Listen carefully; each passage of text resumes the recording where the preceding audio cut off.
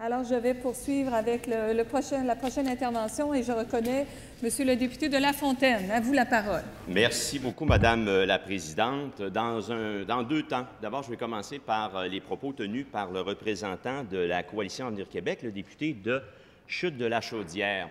J'aurais été ému et à la limite convaincu de son plaidoyer à l'effet que toute nomination doit être basée strictement sur la compétence.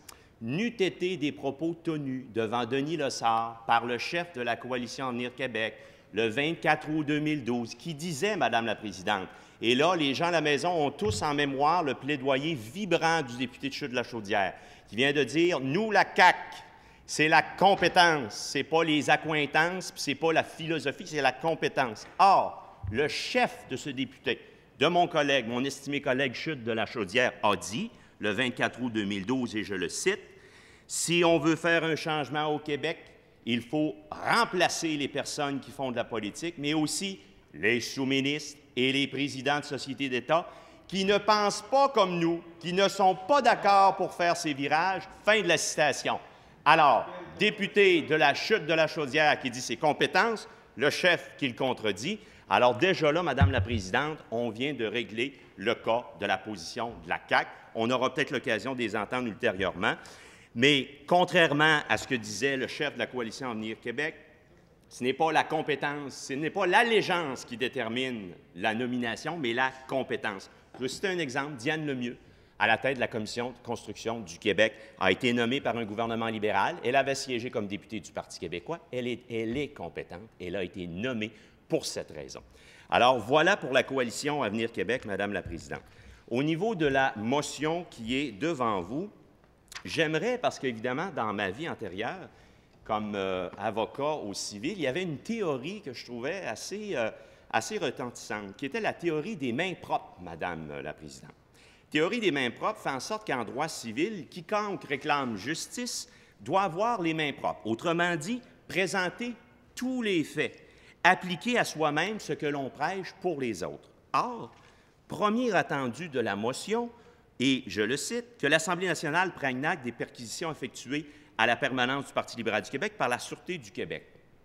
Évidemment, Madame la Présidente, on ne fait pas écho ici qu'en février 2014, deux agents enquêteurs, deux sergents enquêteurs de l'UPAC, puis je reviendrai, on dit que c'est la Sûreté du Québec, il y a une distinction. La motion, effectivement, touche le ou la directrice de la Sûreté du Québec, mais ici, on parle de l'UPAC, Madame la Présidente, quand on parle aux interventions. Alors, en février 2014, deux sergents enquêteurs ont été au Parti québécois, dans leur bureau, les ont visités et questionnés quant aux structures et aux méthodes de financement.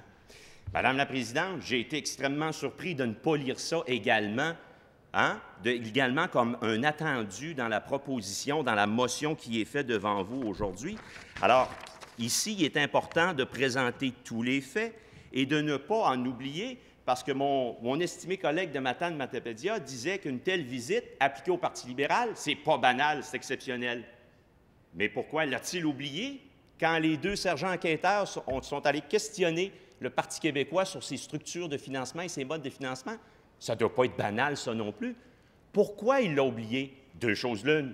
Il l'a oublié de bonne foi ou il l'aurait omis. Je ne l'accuse pas de rien, Madame la Présidente. Je vous pose la question qui mériterait peut-être réponse et qui pourrait nous enseigner sur, justement, l'application de cette théorie des mains propres.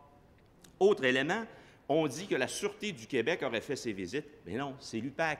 Mon collègue de Matane-Matapédia ne peut pas ne pas savoir que l'UPAC, c'est effectivement, oui, des policiers de la Sûreté du Québec, mais également des policiers de la GRC, du SPVM, Service de police de la Ville de Montréal, des policiers de la ville, des municipalités de ville de Longueuil, Laval, Châteauguay, Richelieu, Saint-Laurent.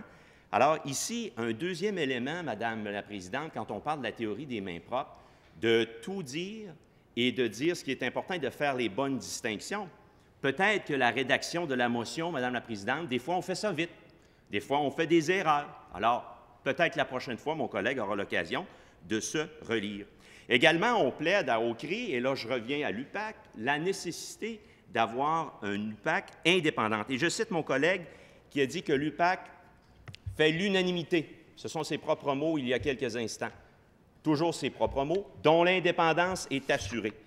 Évidemment, quand on dit « fait l'unanimité dont l'indépendance est assurée », il est important, Madame la Présidente, de souligner, et je ne veux pas m'étendre là-dessus, le 11 octobre 2012, à l'époque, le ministre du Parti québécois de la Sûreté, de la Sécurité publique, avait été visiter l'UPAC.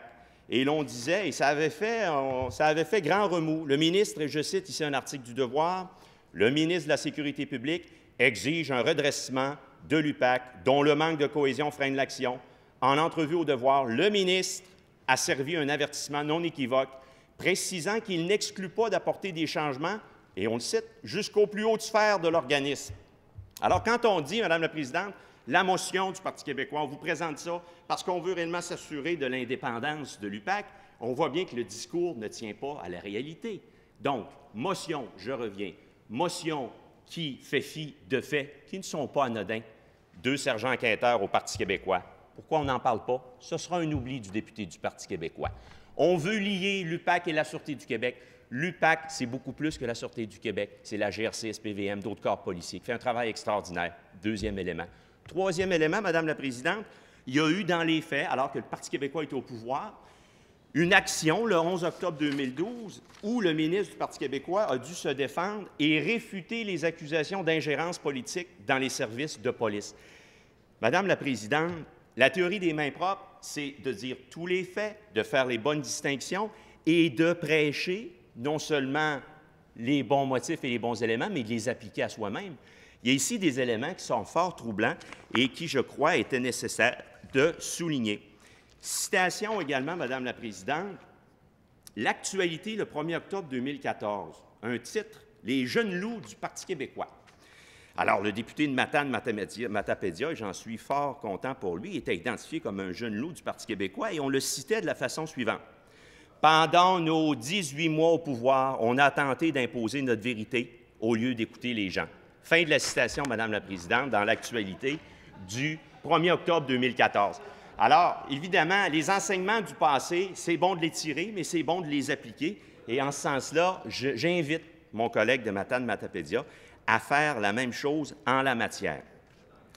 Évidemment, Madame la Présidente, il y a eu une prise de décret suite à la convention de prêt personnel le 11 août 2014 de M. Laprise. Un décret 2 jours après a été pris en vue de constituer un comité de sélection. Là, on dit, et là, j'ai de la misère à suivre le Parti québécois, Madame la Présidente. On dit, le comité de sélection, ça ne fonctionne pas.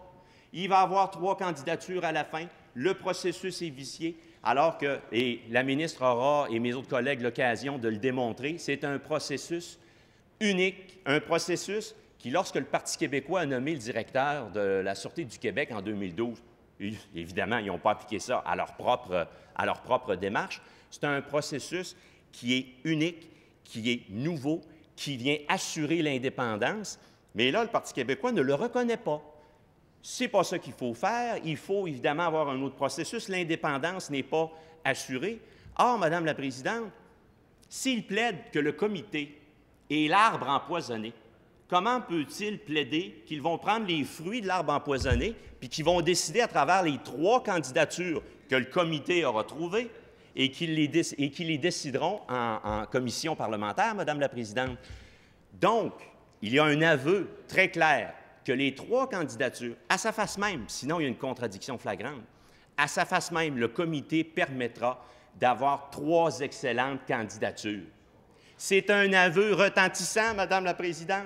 On confirme du Parti québécois, évidemment, on vote contre la motion parce que, vous m'aurez compris, lorsque l'on dit qu'il faut garder le processus indépendant, il faut sortir ça de la joute parlementaire.